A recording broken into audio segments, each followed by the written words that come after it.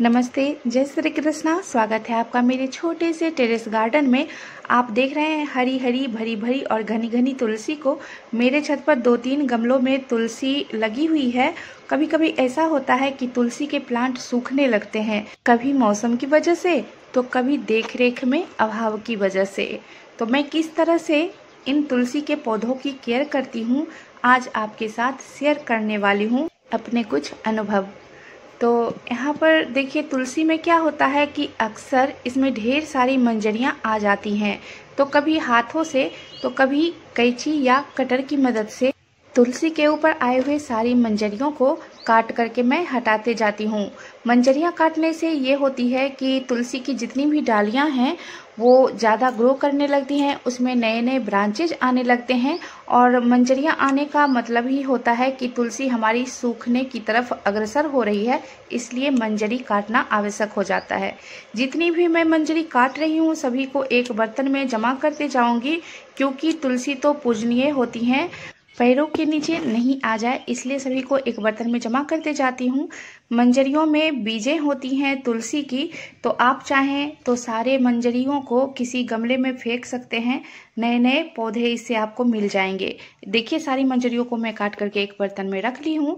इसे आप चाहें तो बीज के रूप में इस्तेमाल कर लें, नहीं तो किसी गमले में दबा दें। तो इन सभी को मैं एक जगह रख देती हूँ। 2 गमले अभी बाकी है, मैं इसकी अभी कटिंग नहीं की हूँ, और एक गमले की देखिए मैं कटिंग कर दी हूँ और इसे एक रस्सी से बांध दी हूँ ताकि इसकी सभी डालियाँ शेप में आ जाए।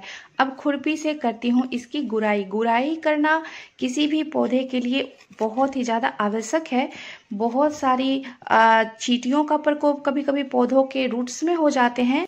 देखभाल की अभाव और गुड़ाई नहीं करने के कारण चींटियां इसमें अपना घर बना लेती हैं, इसलिए गुड़ाई करना आवश्यक हो जाता है।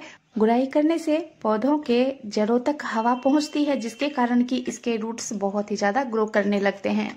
और गुड़ाई करने से जो भी खाद हम इस मिट्टी में डालते हैं वो पौधे के जड़ों तक आसान तरीके से पहुँच जाती है, इसलिए पौधों के लिए सप्ताह में एक बार गुड़ाई आवश्यक हो जाती है।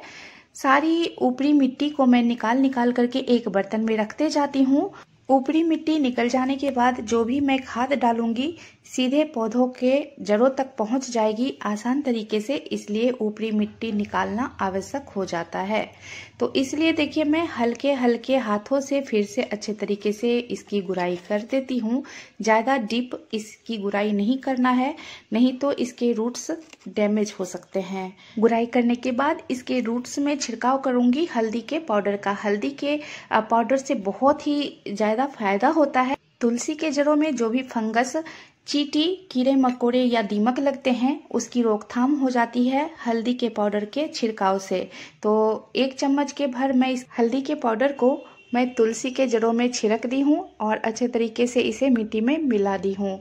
हर 15 दिन में इस तरह से आप इसकी गुड़ाई और हल्दी के पाउडर का छिड़काव कर सकते हैं, इससे तुलसी हमारी स्वस्थ रह सकती है। तुलसी अच्छे तरीके से ग्रो कर सके और इसे मिले भरपूर पोषण, इसके लिए दे रही हूँ मैं मुट्ठी भर वर्मी कंपोस्ट। इसमें मैं मिलाई हूँ 2 चम्मच के करीब नीम की खली। नीम की खली भी पौधों में डालना आवश्यक है। आप चाहे तो इसमें गोबर की खाद भी मिला करके डाल सकते हैं। मैं फिलहाल इसमें नीम की खली और वर्मी कंपोस्ट ही डाली हूँ। इसके ऊपर डाल देती हूँ गमले से निकाली हुई सारी मिट्टी को। वर्मी कंपोस्ट के सारे गुण पौधों के जड़ों तक पहुंच जाएगा। अब लेती हूँ आधा कप खट्टी दही। आप चाहें तो छाछ का प्रयोग भी कर सकते हैं, यह बहुत ही ज़्यादा खट्टी दही है। आधा कप खट्टी दही को मैं 2 लीटर पानी में मिला दी हूँ और अब इसे पौधों के जड़ों में मैं डाल रही हूँ। खट्टी दही और छाछ के प्रयोग के बाद पौधे बहुत ही अच्छे तरीके से ग्रो करते हैं। 1 कप पानी में मैं डाल दी हूँ 1 चम्मच के करीब हल्दी पाउडर को और इससे तुलसी को अच्छे तरीके से नहला देती हूँ और साथ ही झटकते हुए मैं हिला देती हूँ ताकि इसके अंदर बैठे हुए सारे कीड़े मकोड़े हट जाएं।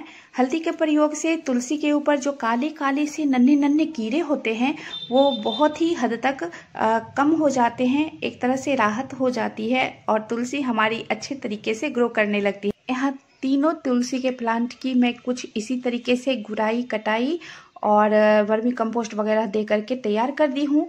थोड़ी सी देखरेख और थोड़ी सी केयर के बाद पौधे अच्छे तरीके से ग्रो भी करते हैं और दिखने में भी काफ़ी अच्छे लगते हैं। मेरे वीडियो पर बने रहने के लिए आपका मैं दिल से धन्यवाद करती हूँ। बहुत बहुत शुक्रिया आपका। यूं ही मेरे साथ बने रहिए। बहुत बहुत धन्यवाद।